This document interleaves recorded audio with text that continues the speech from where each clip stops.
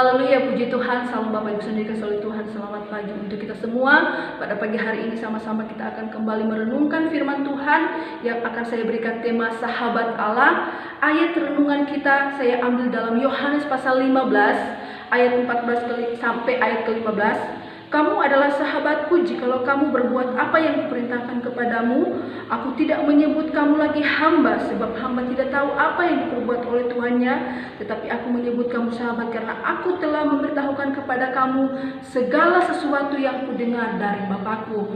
Puji Tuhan. Dan dalam Amsal 17 ayat 17, arti seorang sahabat yaitu seorang sahabat menaruh kasih setiap waktu dan menjadi seorang saudara dalam kesukaran. Amsal 17 ayat 17, di mana seorang sahabat menaruh kasih setiap waktu dan menjadi seorang saudara dalam kesukaran. Puji Tuhan, kita bersyukur kepada Tuhan bahwa kita adalah sahabat Allah. Kita tahu seorang sahabat yang menaruh kasih setiap waktu dan menjadi seorang saudara dalam kesukaran, yaitu hanya Tuhan.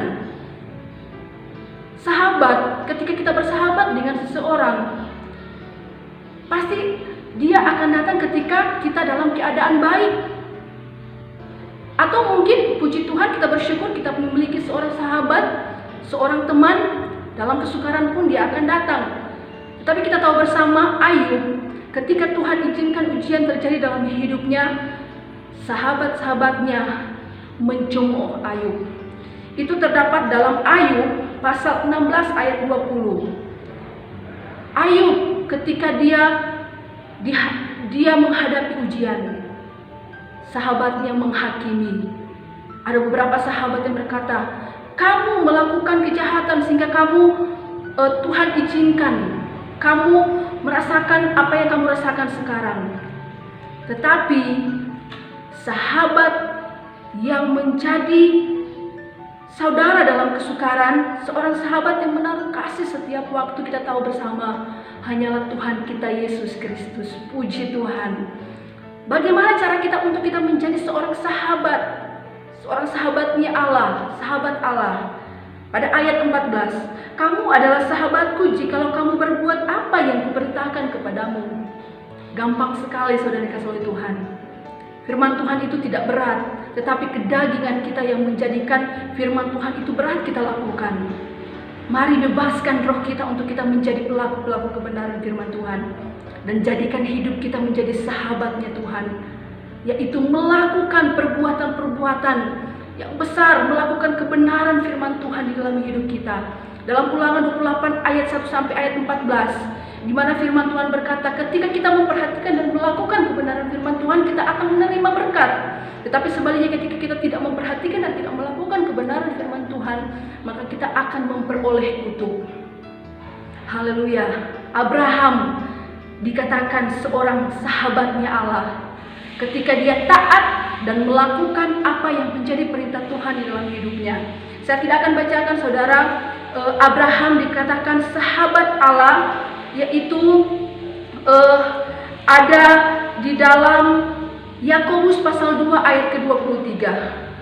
Sudah jelaskan tadi mengapa Abraham dikatakan sahabat Allah. Karena ia taat kepada Tuhan dan percaya serta melakukan perintah Tuhan. Akhirnya apa? Abraham dan keturunannya diberkati oleh Tuhan.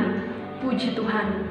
Pada ayat ke-15 Yohanes ayat 15 ayat 15. Aku tidak menyebut kamu lagi hamba, sebab hamba tidak tahu apa yang diperbuat oleh tuannya, tetapi aku menyebut kamu sahabat, karena aku telah memberitahukan kepada kamu segala sesuatu apa yang telah Tuhan dengar, Tuhan Yesus dengar dari Bapa yang di surga. Puji Tuhan. Kita bukan lagi seorang hamba, tetapi kita adalah seorang sahabat yang akan diberitahukan segala sesuatu. Rahasia-rahasia kerajaan surga itu akan kita dengar dari Tuhan kita Yesus Kristus. Ketika kita menjadi seorang sahabat yang mau setia akan melakukan kebenaran firman Tuhan, yang mau taat akan melakukan kebenaran firman Tuhan. Mari orang-orang percaya, terlebih anak-anak muda, jangan salah memilih sahabat. Sahabat akan merusak kehidupan kita ketika seorang sahabat itu tidak takut akan Tuhan. Maka daripada itu, anak-anak muda, orang-orang dewasa pun, mari kita harus menjadi seorang sahabatnya Tuhan.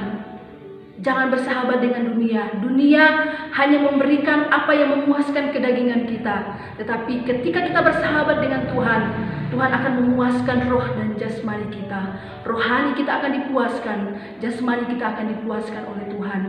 Jangan sampai kita tersesat. Dan mari, saudara dikasih oleh Tuhan, tetap semangat untuk menjadi orang-orang yang taat akan kebenaran firman Tuhan. Puji Tuhan, pada pagi hari ini inilah firman Tuhan yang sama-sama kita akan renungkan di sepanjang hari ini.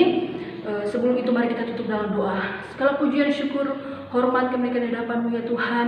Bapa di surga, pada pagi hari ini kami sudah merenungkan firman Tuhan, bahwa kami Tuhan akan menjadi sahabat-Mu Tuhan. Ketika kami melakukan kebenaran-Mu di dalam hidup kami minta Roh Kudus-Mu yang memampukan kami minta Roh Kudus-Mu yang menguatkan kami Tuhan, supaya kami menjadi orang-orang yang menjadi sahabatnya Allah, yang akan mengetahui setiap rencana Tuhan di dalam kehidupan kami. Terima kasih Tuhan, terima kasih Bapa. Ini doa kami, syukur kami Tuhan, di dalam nama Tuhan Yesus Kristus. Haleluya, amin. Puji Tuhan, Tuhan Yesus memberkati. Salam sehat.